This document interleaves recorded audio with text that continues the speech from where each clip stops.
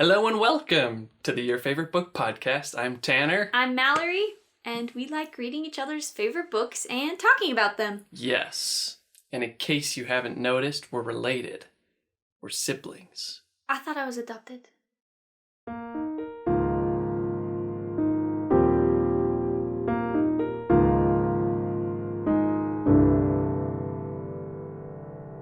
This week we are talking about one of my favorite books, The Hunger Games.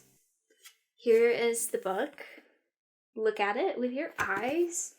I wore my PETA shirt in preparation for this. This is one of my favorite shirts I own. I wore my Hello Kitty shirt. Yeah, My Hero Academia Hello crossover. Kitty. Yes. Man. It exudes masculine energy. That's why.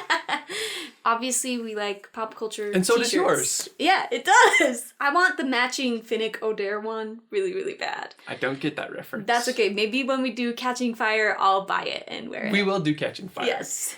And the reason why I don't get that reference, or the reason why I haven't read the second book, is because when The Hunger Games first came out in 2008, I believe, I was like 13, 14 years old. And I had already loved Suzanne Collins. I loved Gregor the Overlander. I read that when I was in elementary school. I had a friend recommend it to me. And it was like one of the first fantasy books I read after Harry Potter. And I was like, whoa, this world is so different. It's so cool. There's like giant talking bats. And I didn't realize at the time, but I was like, but that's like, instead of dragons, you have giant bat companions. I thought all that stuff was cool, going underground, finding this crazy new world. So I've been a fan of I had been a fan of Suzanne Collins for a long time. She wrote a bunch of Animorph books as well. She was just kind of a veteran, like consistent fantasy sci-fi author. Yeah. And before she wrote Hunger Games. And when it came out, I read it not knowing that it was going to explode in popularity the way that it did. Became huge. Yeah. When I started reading the books when the movies came out, and I saw the trailers and I was like, oh, that sounds interesting. I'd never really heard of the book before. And so I was like, oh, okay, I'll read the books before the movies came out. So I read the first book before the movie came out. Like, on the way to the movie theater, I was finishing the last pages. Like, I was like scrambling to fit that in before I watched the movie. But I loved the book. It was one of the first dystopian YAs that I read. And Me too.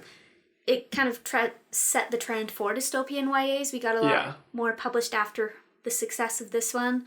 But I watched that first movie after I read the first book, and then devoured the rest of the books and impatiently waited for the release of all the other movies. Yeah. Like, I really loved going and watching the premieres of the movies. I really enjoyed the world building. I loved the stories, and it was fun to see these books turned into movies. I feel like they're pretty good adaptations. I mean, the book is always better, but I really enjoyed both the books and the movies for this franchise. Okay. And I read them in middle school, I think.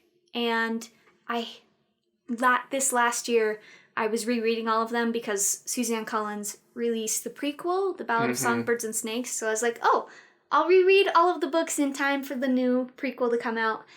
And it was so much fun to me to reread them because it had been so long that it was kind of like reading it again for the first time. Right. And I was a little bit nervous to do that because sometimes you're like, oh, my middle school taste in books is not always great. Yeah. You know? And I was really nervous to reread them, but I really think they hold up. I do too. Really, really enjoyed reading them again, and I noticed a lot of new things. I even read the PETA point of view fan fictions while I was reading, which are great. But yeah, it's one of my favorite books for sure. You dork. I am a dork. I love fan fiction. I mean, that is a compliment. Fan fiction writers are the backbone of this world, and I will die on that hill. No, I totally agree. I haven't read any fan fiction, but I know it's an important part of community building. Yeah. I read the first Hunger Games book and loved it as well. But once I saw that everyone else started loving it, and the movies came out, and everyone started doing that dumb whistle in the halls of my junior high school, I was like, I hate the Hunger Games now. They ruined it for me. Yeah. But we've talked about this before, but I feel like I'm a special little boy and I'm the only one who can see good things in media. So it was my own fault that I stopped reading it. Yeah. But I wish I had. There's all this pressure to enjoy it and be the biggest fan ever, and so you're like, I'm kind of turned off by that now. Never mind. Yeah, I guess that's the charitable interpretation. I think I'm just a narcissist. Oh. No, I'm just joking.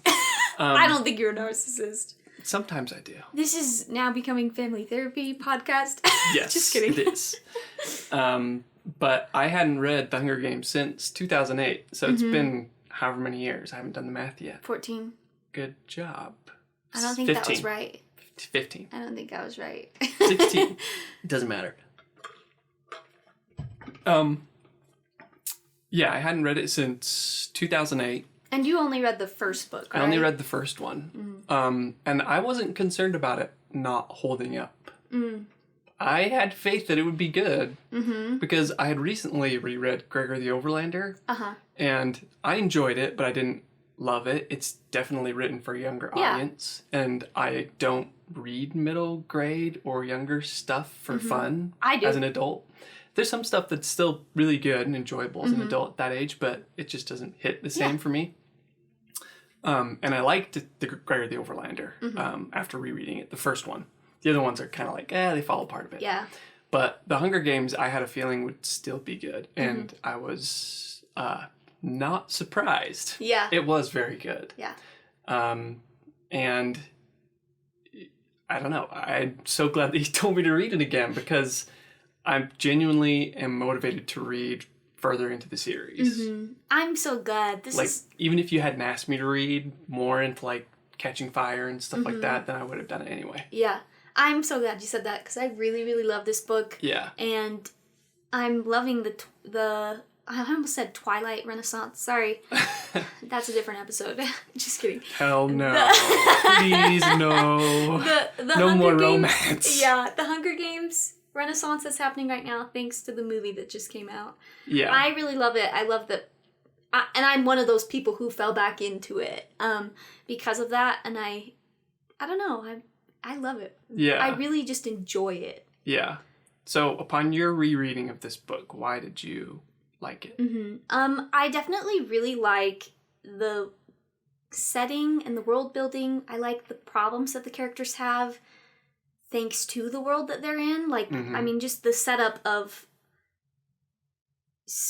decades ago, people rebelled, and as punishment, we put their kids in a battle to the death to remember their sins, basically. Yeah. And all of these poor, struggling people are forced to go through that. There's no other option. And I think that's really an interesting world to be set in. And you're reading the book, and sometimes you're like, well, she has to survive the Hunger Games because it's the book that it is. Like, there's more books. But also, sometimes you're reading this, you're like, how could she? Yeah. This is so set up against her. And I really enjoyed those problems, and I love how as the series progresses, we get a lot more political moments and stuff like that. Like, I really enjoy the political drama throughout the whole series, which isn't what I usually read, but I always enjoy it when I do read it. Yeah, it's an interesting challenge for Collins to transition from what is ostensibly a survival story in the Hunger Games to a political drama. Yeah. Like, how do you get all those kids who fell in love with, all the action and challenges that come with surviving alone in the forest to something totally different in terms of plot? Yeah. Yeah, it's definitely unique, and I think she handles it really well, but we'll get into that the more we read the series. And I really just love the characters. Pretty much every character in this book is complex and fun to read about to me. I love Katniss's character. In my opinion and my observation as an autistic woman, I think Katniss is an autistic woman, but that's just my personal opinion. And I enjoy watching someone who struggles with a lot of the social stuff still succeed and doesn't ever get I learned how to be kind and be social. Do you know what I mean? No, she's herself. Yeah, she's herself throughout the whole book, and she's stubborn, and there's just, I really enjoy her character, and I love Peeta's character is so loving and fantastic, and Prim and Rue, like it's just fun. And even bad guys are still interesting, and you're like, ooh, what are they gonna do next? You know? Right. Yeah. Yeah, I would say her characters are very strong. But she has kind of a light approach to character building, and maybe that's because it's YA. It feels like quintessential YA to me. Yeah. Where it's like high stakes, there's violence, there's death, there's romance, but it's not a very big book. Yeah. And the writing isn't very heavy either. In fact, at some points, the writing feels kind of bad. Oh, yes. Like, it's not very well done. Yeah. I don't have a problem with that personally. Because it doesn't get in the way of the narrative. And it's not so bad that it's distracting. Yeah, it's just every now and then you'll get a sentence and you're like, couldn't you have, like, spent another few minutes of polishing this? Yes, yeah. I definitely ran into moments like that too, and I was kind of like, oh, okay. Yeah. I guess I realized after reading this book that I kind of have a wide range of taste when it comes to writing styles. I like my flowery stuff, and I like my stuff that's more like The Hunger Games, which I don't know what you would use to describe it. Dry, almost? Maybe more like a workhorse kind of an author. Yeah. It's like the difference between a cartoonist and a, like, impressionist painter. Yeah. You know? Yeah. Where it's like she's not spending so much time crafting these beautiful flowing sentences.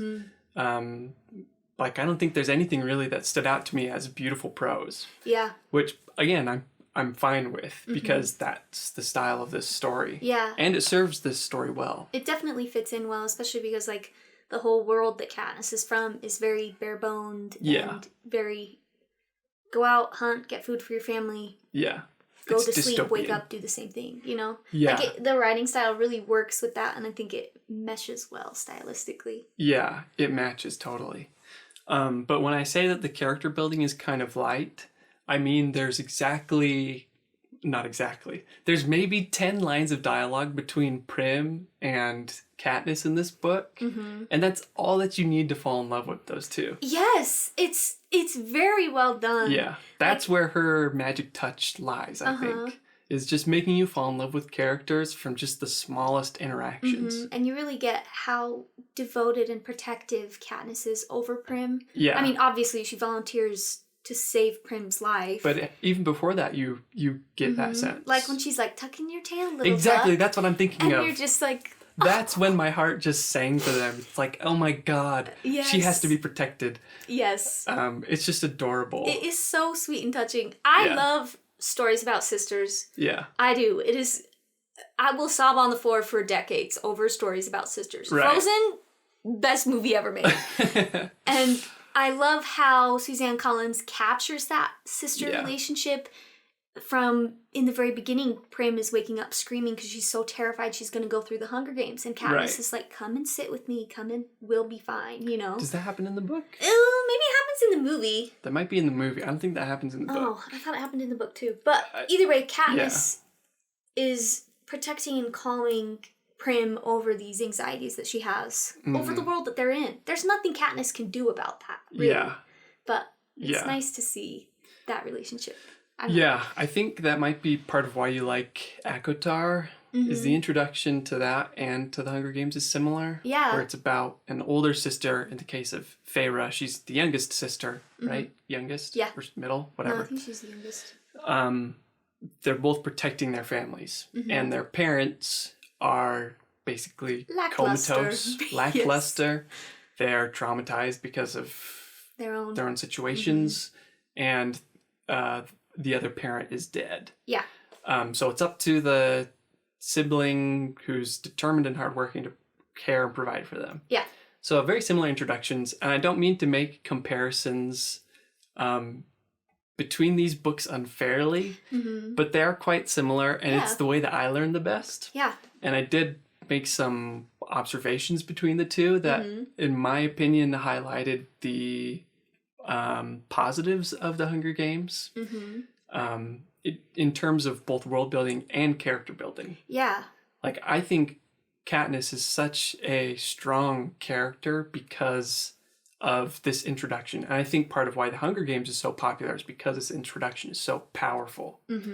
And it's so simple and so well done. It's kind of like a gold standard for how you should write maybe any book. Yeah. Like, this is how you make someone care for a character.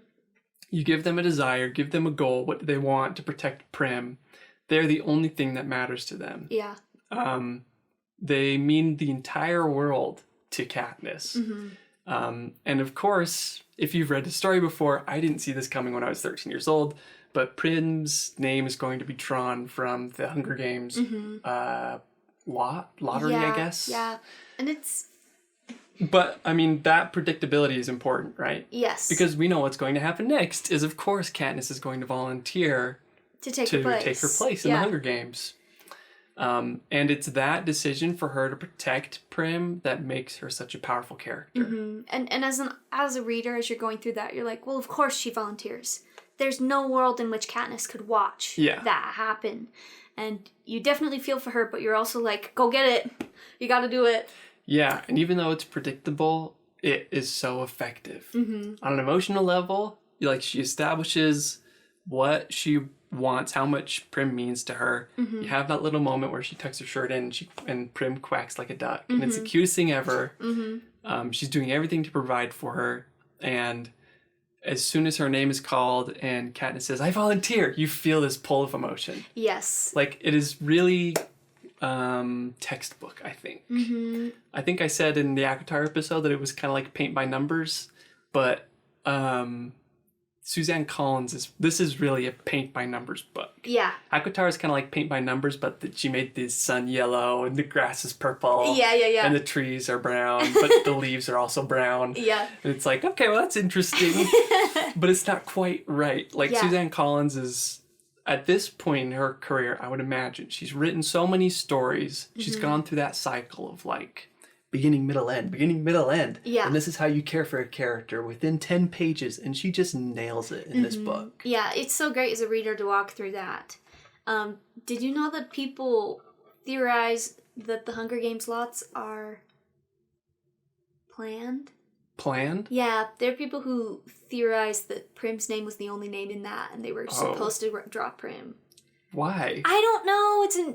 People think it's all rigged. They think it's rigged because they wanted a young martyr. Like, people are like, oh, in every Hunger Games there's this character that needs to be filled. So they plan accordingly, and like the Capitol will hunt you down if you do something wrong. Or I don't know. I don't personally agree with it, but people are like, if Prim's name wasn't drawn, Katniss wouldn't volunteer. What?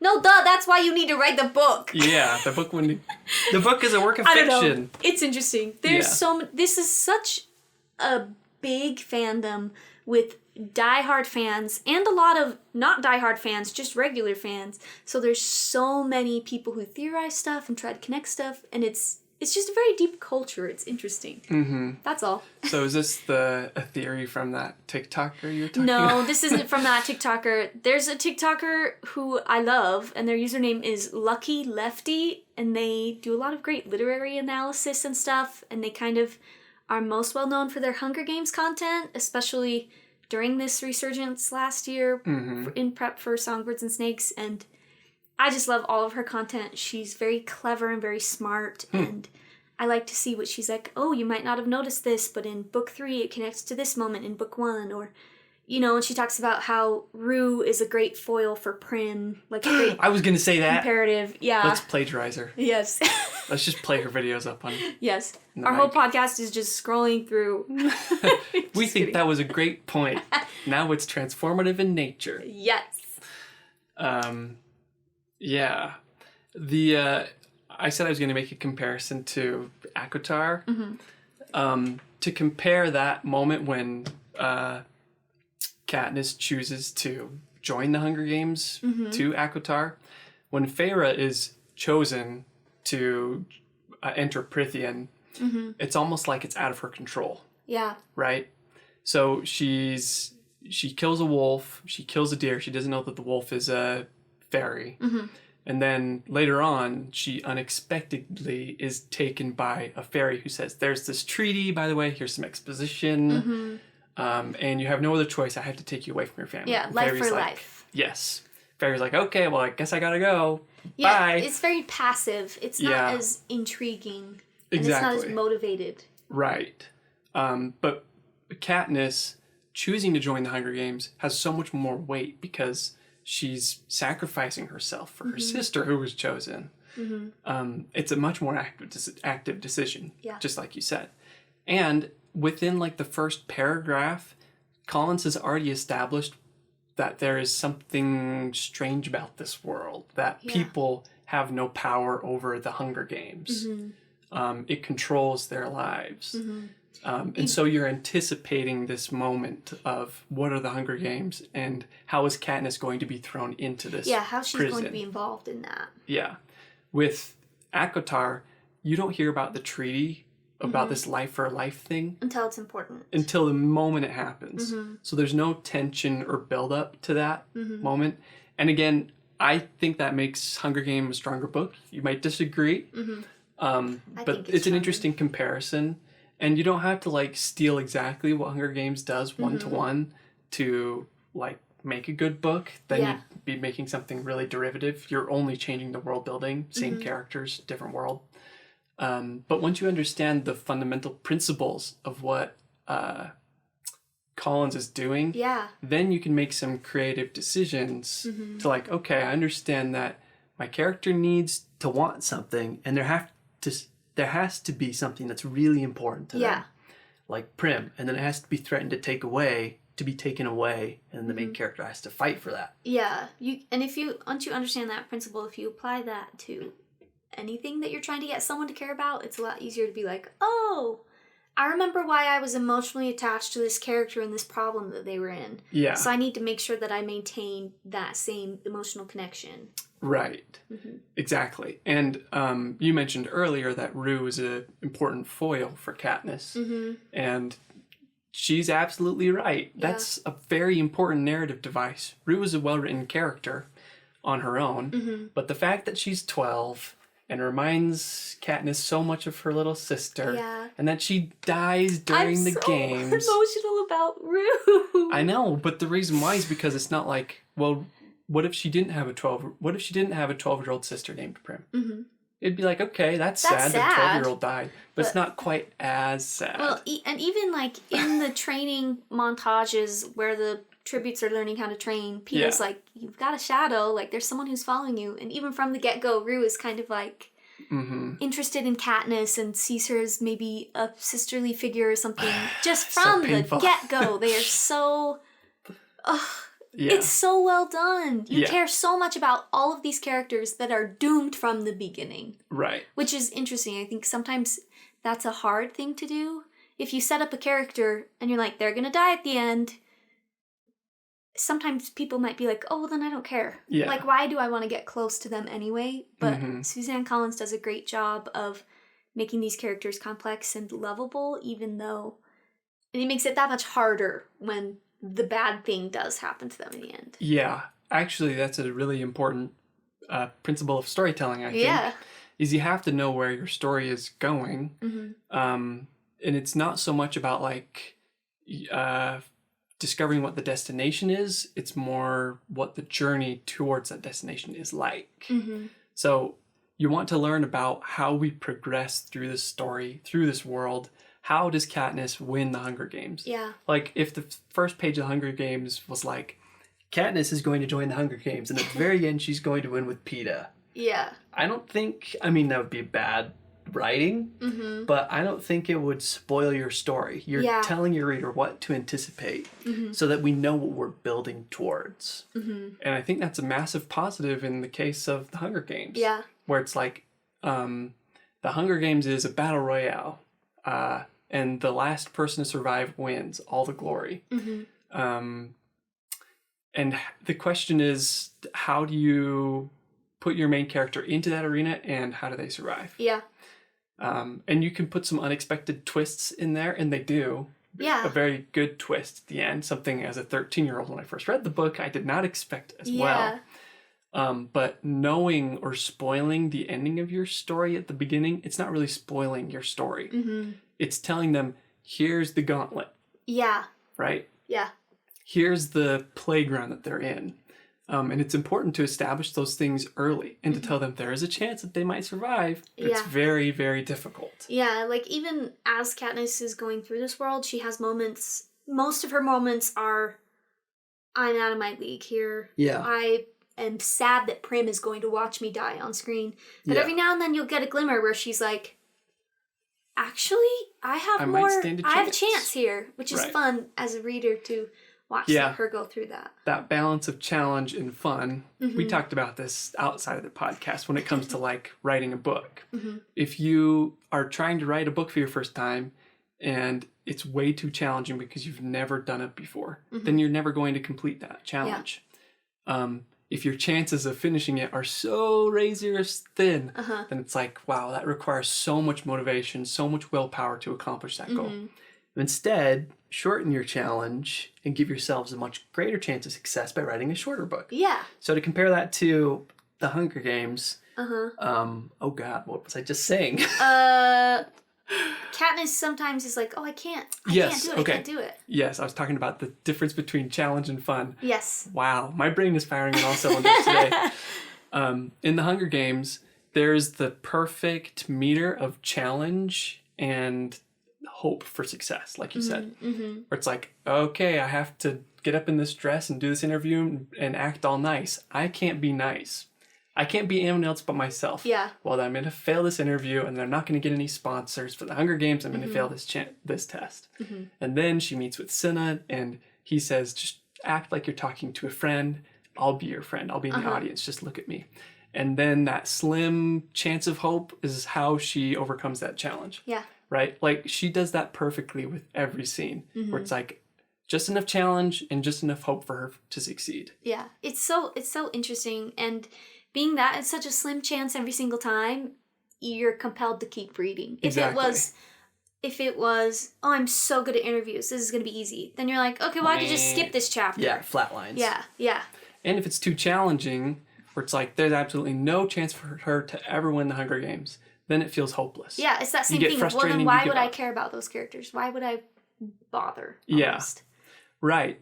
And I guess that is the promise of the Hunger Games at the beginning. It's not Katniss is going to win. It's there's a chance she could win. There's a chance anyone in the Hunger Games could win. Yeah. But as long as we know that there's still a chance, but that it's going to be challenging for her to accomplish that, that's what keeps you reading. Yeah. Once again, to draw a comparison to ACOTAR, I'm sorry I keep doing this, but when she's pulled into why is her name Feyre? Feyre and Fairy sound way too similar. I keep screwing it up. When the main character is pulled into Fairy, she's trying to return home, right? And then the characters keep telling her, there's no way you can go back. There's no way you can go back. There's no way you can go back. She tries again and again and again. And I like that she keeps trying to go back home. Her character motivation is in the right place. But there's like no slim chance for her to ever return home. So as a reader, it feels like, well, then it's futile. What are you doing? It kind of feels like, her decision to go find the Suriel. Yeah. It's kind of arbitrary. Yeah, and there's also it's set up, but it's still like, I didn't know that was a rule. Yeah, there's also moments where even the character recognizes that there's no chance, and then you're kind of sitting there like, okay, then what are you doing? What? Like, are we... Okay. I guess we'll just sit here and wait till we die. Exactly. But that doesn't happen in this. It's nice. No. There's always a chance for Katniss that she might win. It's like, keep fighting for your goal. You have to do this for Prim. Remember, you're doing this for Prim. Yeah. And Rue dies. I'm doing this for Prim. Yes. And every time she encounters challenges like that, it's her unique capabilities that get her out of those situations, such as her ability to climb trees incredibly well and her ability to hunt, her ability to use snares, like those unique things that make Katniss are what make her able to win the Hunger Games. Yes, that's a great point. And that does come up a few times in ACOTAR. Feyre's a very similar character to Katniss, where she's also a hunter. She can climb trees, but it really feels like she only uses those skills to her advantage a couple of times. Yeah. If the Hunger Games is a story about survival, then ACOTAR is a story about a girl who learns how to fall in love. Yeah. Which is, that's that's all right with some action and some world building stuff, which is cool, but it's not quite as well crafted to me as the Hunger Games. Something that I really appreciate about that, Katniss uses her survival skills from anywhere to something subtle to something huge the whole entire time. Like, she even mentions in the book how, because she's from District 12, she is already malnourished and can function great while not malnourished, versus she's like, the people in the Districts 1 and 2 are dying from hunger because they've never been without a meal. And she's like, they don't know how to hunt. And they don't know how to ration either. Like, she's like, she rationed the whole time. Like, something as small as that makes it that much more believable. It's so fun. It is a very well-written survival book. And I think that, well, no, it was really the introduction that made me fall in love with the book the first time. But the survival aspect of the story is very well written too. Yeah. Like, it almost reads like an epistolary. It's like, day one, here are all the things that I did today to survive. I was looking for water. I kept walking. I was so thirsty. I was hoping for a sponsor gift from Haymitch, but it didn't come. And she knew that as a sign that he was telling her, you're so close. Keep going. She finally finds water, and that's the end of day one. You know, it reads so well. The pacing is like absolutely perfect. And I like that it reads like a day-by-day journal. Yeah. Like, stories of survival are so interesting because you start with nothing. And Katniss starts with nothing. Yeah. She has a bag with some crackers. She has no water.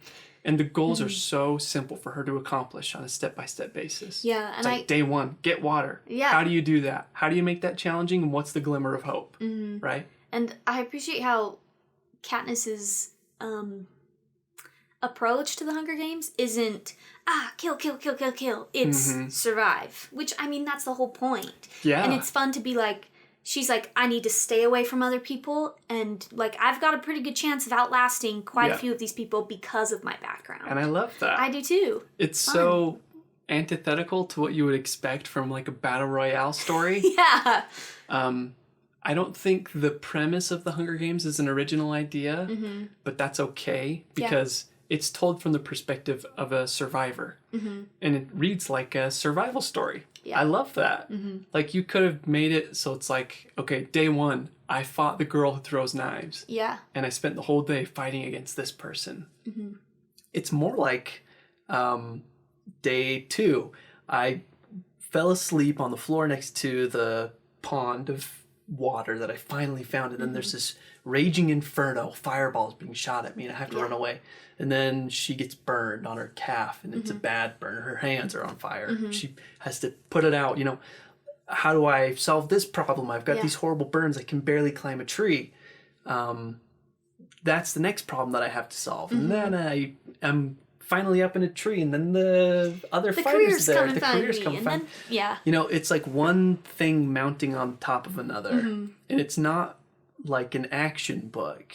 It's more like, how do I solve this next problem to survive another day? And I think that also works so well because that's kind of Katniss's whole identity. Yeah. Like, she's not a killer. No. But there is a very important moment, and it's small at the beginning of this book when she talks about, and this might feel like a tangent, but I think it's important to establish that she's a hardened person who's capable of killing, but she's not a murderer. Yeah. Like Cato or one of these other careers, tributes. And it's when she talks about Buttercup, Prim's cat. Prim's cat. And she says, it's an ugly cat and I don't like it. He doesn't like me. And when she first found it, it was covered in fleas and she was going to drown it. Like, how do you write that about your main character and make them likable? Yeah. And I think she does it by saying that Prim convinced her to keep it and to nurse it back to health. And it turns out Prim was right and Katniss was wrong. And now the cat protects Prim. Yeah. They gave it the right medicine. The worms went away. Katniss's solution to that problem is, I'll just kill it. Yeah. Because she's all about survival. An important note of her backstory is that her father died in the mines when she was very, very young. 12 maybe? I think. I don't know if she mentions it. I don't know, but I assume she's like 12, maybe 13 years old. when he died. And then Katniss has been the breadwinner for their family ever since. And so she understands the harsh realities of their world, and that's just the way that she operates. Yeah. So I think that's a very intentional moment because Katniss has to be the type of person who you could believe could put an arrow through someone else's neck to save herself or to save someone else. So it's like so expertly done where it's like, okay, how do I make you believe that this person is a killer, but they're also sensitive enough to treat animals well? Yeah. Right? Like she's willing to kill that cat, but because Prim wants it as a pet, she's willing to keep it for her. Yeah. It's so smart. And it's like, I don't think I could do that. Like, that seems like such a tricky balance to find between, this character could kill a man, but they're not she also volunteered for her sister so that her sister wouldn't be in harm's way. Like, it's so great. Yeah, that's when you can really say a character is complex or dynamic. Yeah. Is when you can see both sides. They feel like a real person. Yeah, it's really, really well done. Another interesting note of her backstory is that, and this ties back to the world building, and it's another comparison that I'm going to make to Akatar, is when Katniss's father died. He died in the mines. In this world, there are 12 districts. Everyone knows this, but each of the districts are divided by their primary resource. And in District 12, everyone is a coal miner. They live in the Appalachians. And each of these districts are pitted against each other in the Hunger Games once a year to keep them at each other's throats instead of focusing on the true source of power and evil in their world, the capital. It's a way to keep them ununified. Is there a word for that? Divided. Divided, thank you. Is to keep them divided. And busy. Yes. And Dan Wells, who wrote I Am Not a Serial Killer, he said, if you want people to believe in your world, and I'm paraphrasing, this isn't verbatim, then you need to make the readers believe in the little things. So I think what he means by that is like the food that Katniss and her family eats, the clothes that they wear, even the way that her father died is all directly related to the Capitol and the Hunger Games. So even as a very young girl, Katniss has been growing this seething hatred for the Capitol. It's not mentioned outright, but you can feel that undercurrent of distaste, not distaste, but true hatred for these people who control her lives, her life completely. And I really like how it's almost subtle in the beginning, and we especially see Katniss's feelings towards the Capitol, which are definitely negative, and we see Gale's relationship to the Capitol, which is pure hatred. Good point. Gale is from the get-go is like, the day of the games, he's like, we could run away. You and I, let's go right now. I hate it here. The Capitol is evil, evil, evil. And Katniss is like, that's a little too much. Well, I think she says that she agrees with him, but she feels less control over it. Yeah. So she's like, I can't leave because I can't take Prim and my mom out into the forest. I would leave with Gale if we didn't have any other responsibilities tying us to this place. But I have my family and he has his. Yeah. And that's another way that the Hunger Games exploits their people. These people live as families. They have to take care of one another. But that's such an important thing to establish about Katniss, right? Is that she also feels the same hatred towards the Capitol, but she's resigned to her fate in a way. Yeah. And she doesn't see how she could have any real power over them. Which maybe that's why she's so successful in the Hunger Games too, because even in the Hunger Games, she's like, well, I'm here. I might as well try. Like, I've been given this lot. I'm going to do my best to survive through it. Yeah. Versus other people who might be like, aha, I'm the best. Shink, shink, shink, shink. Or someone who might believe that they might have more power over their situation. Like Peeta. Peeta and Gale are similar in that way. Peeta, before the Hunger Games begins, well, the Hunger Games technically have begun. But Peeta and Katniss are standing on the roof together, and it's after their first parade, right? Yes. I think that's how the timeline works. And Peeta says, I want to do something more important than just win the Hunger Games. I want to shove it in the Capitol's face somehow. And he's like, I don't want them to take me away from myself. Yeah. And in the first book, Katniss is like, what the... You're being all noble. Yeah. Like, don't you realize that you're going to probably have to kill people to win this thing? And that's a nice little arc for Katniss, too. Is that at the very end, she believes that, well, she doesn't say this outright, but she realizes that she could do something to take away some of the Capitol's control over her. Is that the right way to say that? Yeah, I think so. Yeah. I understand what you're saying. And spoilers, I mean, this story's if you 15 years haven't old. at least watched the movie by now. Yeah. You probably already know what the ending is. Yeah. But when she and Peeta both eat the blueberries, the poisonous, I call them blueberries. They- I think they're blue. The poisonous berries at the same time. Nightlock. Yes, Nightlock. Geez, you remember more about this book than I do. And I just finished love it. this book. Ooh. I do too. It's excellent. Do you think it's a nice. Oh, go ahead. Do you think she did that on purpose to spite the Capitol? I think she might have.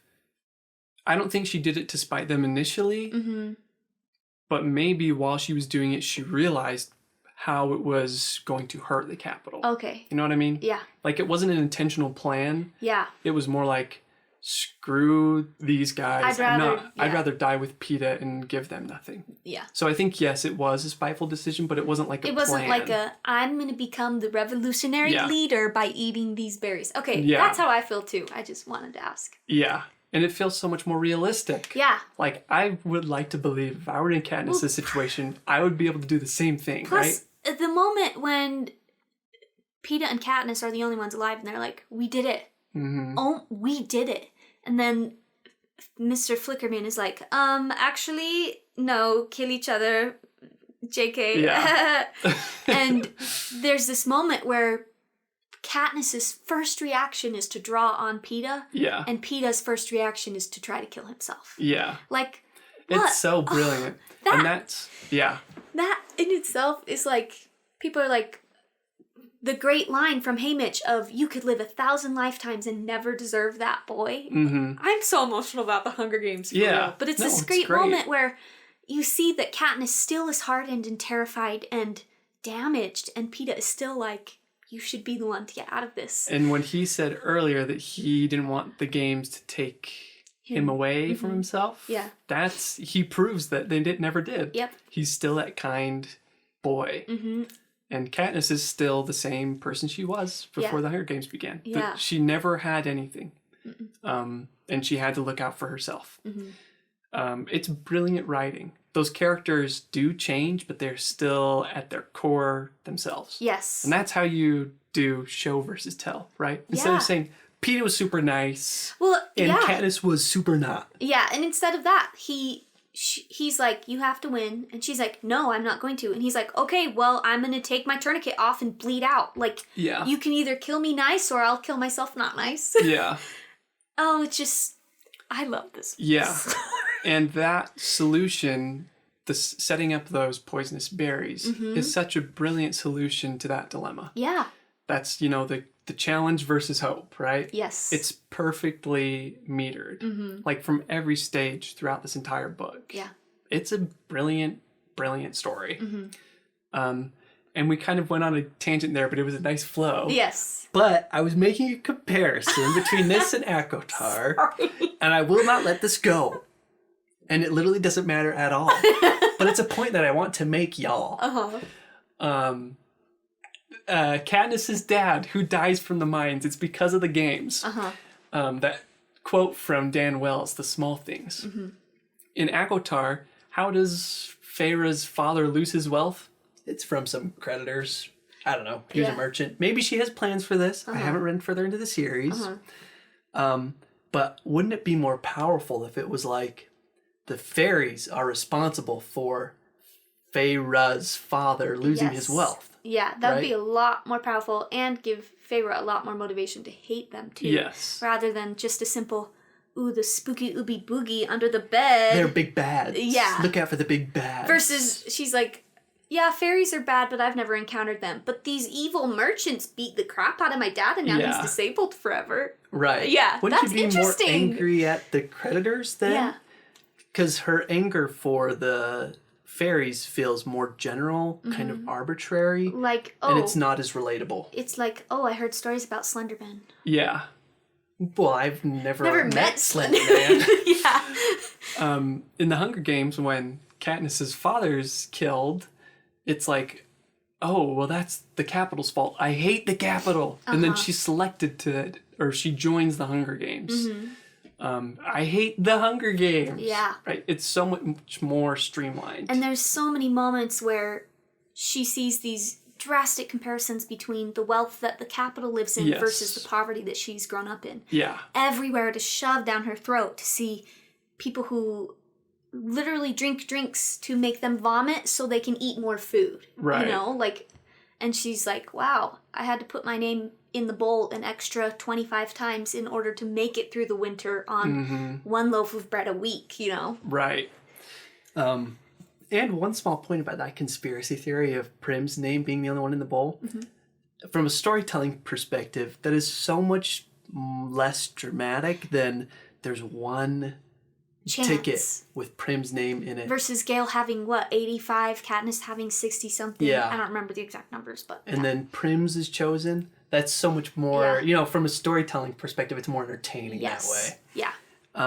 But you talked about the food. That's one thing that I will give Collins a massive, massive compliment in terms of writing on, is she puts so much time and attention into the way that she describes the food in the story. Yes. Have I talked to you about this before? No. I don't think so. I love when authors are passionate about things, and you can tell that they're passionate about it by the way they write about it. Such as, like, I bet Suzanne Collins is a foodie, I bet she is too. Like, it's fun to read that enjoyment through it. Like, some people, you can tell, love fashion or dresses based on the clothes that they describe. Yeah, and she does that too. Yeah, I really love when authors highlight parts of themselves in the book. But yeah, and with Gideon the Ninth, it feels like she loves humorous characters. Like Gideon the Ninth, she puts in the most cringy puns. Yes, it's but she doesn't care if I'm people gonna leave like it. I'm gonna leave it funny. in. Yeah. Gideon says that's what she said at one point in this book, and I bet in her original script she had it in the book several times. And the editor just said, "Can we cut it down to one?" But that's who she is. Yeah. And for Suzanne Collins, I think you're right. I think it's she must love food or love describing food to bring a world to life. And same with clothing and fashion. Yeah, especially the moment when Peeta has been injured and Katniss has found him in there in the cave. Yeah. And Haymitch sends them that beautiful lamb stew with on top goat of cheese and apples. And reading bread. that, I am afraid of a lot of fancy food. I would be terrified to eat lamb stew and goat cheese. Delicious. But I'm like, ooh. I would try some. I understand. I want a bread with goat cheese and an apple. That sounds amazing. Yeah. And directly contrasting that like decadent meal to the food that they've had to eat in the past few days, where it's like roast grusling. Yeah. And some salted crackers. It's like that contrast makes that wonderful food feel so much more amazing. Yeah. And also the situation that they're in. It's so fantastic. Yeah, it's pretty much brilliant. There's a lot that we could say about this book. We didn't even talk about the romance between Peeta and Katniss. We didn't even talk about like the entertainment aspect of the Hunger Games, which actually plays quite a large role in the appearance of like pretend to be happy to be in the Hunger Games, and the people in the Capitol are watching you and judging you. Yeah, you're a spectator, not. Katniss gets her best. Ding ding ding. Her what? It comes from the sky and it's a gift. Oh, sponsor? Sponsor. Yeah, gifts from sponsors. Gosh, I thought there was a word for it. She gets her best stuff in response to her pretending to be in love with Peeta. Yes. And there's a communication between her and Haymitch through that. It's a brilliant system. It's written so well. Yeah. Where it's like she's forcing this romance onto Katniss, who's like, I don't think is a lovey-dovey person by nature. No. And she has to, and she doesn't also know how she feels about Peeta. Yeah. Because her history with him is a little complex. Or maybe a lot of their relationship is unsaid. Yeah.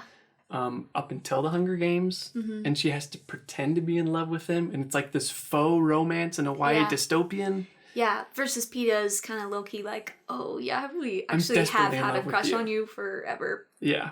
And I think that this is real. Yeah. And it's so heartbreaking at the end of the story when she rips the Band-Aid off. Yeah. And she's like, yeah, I was basically play acting the whole time and I don't know how I feel about you, but I still want to be friends. And he's like, I can't be friends with you anymore. okay. Yeah. It's so great. What a brilliant arc. Yeah. Like, fantastic. something like Getting the Ninth. I love Getting the Ninth. The relationship is enemies to lovers.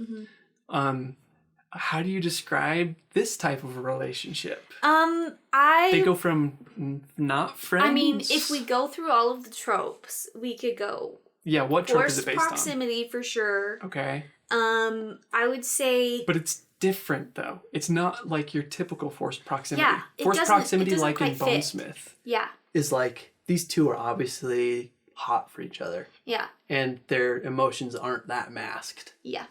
in the Hunger Games, Katniss has I would feelings that say she's not revealing it's to Peeta. It's almost like a mistaken identity a little bit. I don't Yeah. know. There's got to be a word for it. Someone who knows what word this is, tell it to us. Yes, is this a relationship trope? Because I don't think it is. It's almost fake dating.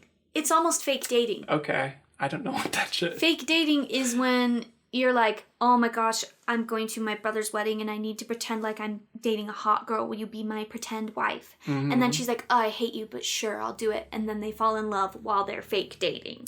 Okay. It's similar to that. Yeah, there's aspects of that. Yes. But they don't fall in love at the end. Nope. Not in the end It's of this so one. interesting. It's so... Did you spoil that for me? No. Mallory.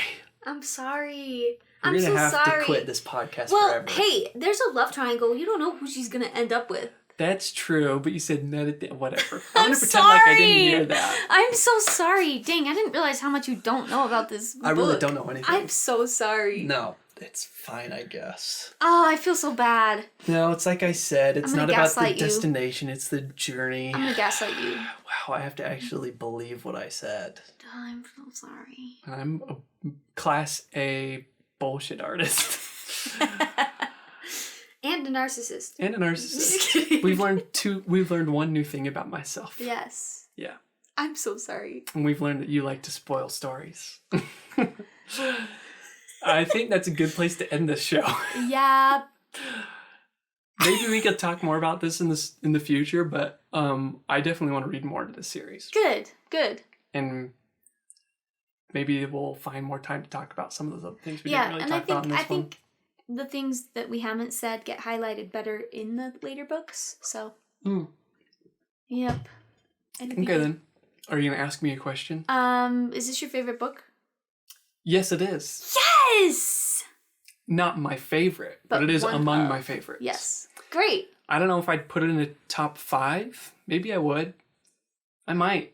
Really? It's really good. Yes! I love this type of story. I'm so glad you like I it. love survival stories. It's not a typical romance. Mm-hmm. I'm not saying that I don't like romantic stories, but a romantic relationship is an arc just like a plot, just like your world building, just like internal conflict. And the arc for this relationship is really unique. Yeah. Like, what trope can we assign it to? Yeah. In our limited knowledge, we can't. No, I don't know what it would be called. Yeah. And I love Katniss. She is a brilliantly written, strong character. And while the plot at times can be a little dorky, like at the very end, okay, can we talk about this? Yes. This is my one flaw with the story. Is at the very end, the climactic ending, right before they take the poisonous berries. Obviously, that's the true climax. That's where all the emotion comes in. But in terms of strictly plot, bringing in the mutated wolves and having their eyes be the colors of all the different competitors is a little bit falls flat Really? to me personally. When I was reading it, that really kind of freaked me out. But this was kind of the first... Like, that's almost body horror a little bit. Like, getting there. Definitely not body horror, but it's like this, like, oh, the Capitol took the DNA from the dead people and turned it into this great beast. So I thought it was scary when I read it at 13. Me too. But it's definitely, compared to the other challenges that they face, it's kind of like, oh, okay. It's a little weird. And in the movies, it looks so bad. I'm sure. I'm excited to watch it again. It's the movies, that is the worst part of the whole movie. It's ugly. All 5 movies, worst part of them, in Right. my opinion. Yeah. Well, it's not that she doesn't set up the mutations, and I think they're probably pronounced mutations. I think they are, but I spelled. always say mutations. Mutations sounds better. Yeah. She sets them up, so it's not a problem of like bringing them out of nowhere. Where it's like the Mockingjays and the Tracker Jackers. Tracker Jackers, right? And those things are good and interesting. Yeah. But I think it's the fact that like I felt like the final challenge of the Hunger Games was supposed to be against the other competitors, and it almost felt like she was trying to build up Kato, who's this like big, strong, spear wielding District 1 Raised boy to compete in the Hunger Games. Yeah. And I thought that it was going to be some kind of fight to the death between her and Kato. And maybe that was how it was originally written, but then they're like, the story needs a bit of a punch. How about we throw in this, I don't want to say it's cheap, but it kind of feels cheap, horror aspect with these giant wolves. And it kind of comes out of nowhere. Yeah. For that reason, because I thought it was going to be Kato and Peeta versus Katniss. That's kind of a hard problem to solve, but it's kind of an unforgettable scene in terms of plot. Yeah, or action. I definitely see what you're saying. There's a big difference between Katniss choosing to kill Kato, versus kind of a little arrow and a push. And then I will say it's pretty awful that they have to hear him being ripped to shreds all night long. That's pretty bad. I'm not saying... But still, it's more passive. Yeah. And it's more like, it's not that it isn't dramatic, because it's dramatic. I just think the action itself isn't very interesting. Yeah. Like, her strengths are writing a survival story. When Rue was killed and she kills the boy that killed Rue, it happens in a split second. Yeah. Like, there's no back and forth. There's no rising action. And maybe that's where her weakness is writing action. Yeah. Not plot, because her plot is very good. It's action. Yeah, a lot of the best parts of the books come from when Katniss is alone trying to solve stuff, versus sometimes when you add more people into the mix, it's kind of like... Yeah. And this is where I have to bring him up at one point in our podcast. Brandon Sanderson. Yay! We almost went an episode without it. I almost forgot, but I did it. I did my duty as one of his followers. That's where he shines, is action and plot. But it's a teeny tiny gripe for the Hunger Games. Other than that, I think it's almost perfect. Awesome. I'm so glad you liked it. Yeah, well, I loved it. Good. And I'll keep reading. Awesome. So what's next week? Next week is Red Rising. Woo! I actually don't know who that's by. I can't remember the name. I've read this book twice and I can't remember either. I'm so sorry, author of Red Rising. I'm really enjoying your book. Ryan Smart said. Sure. Smelly Smick-Knocker. That's it. Yeah, that's it. Thanks for listening. Bye. Bye.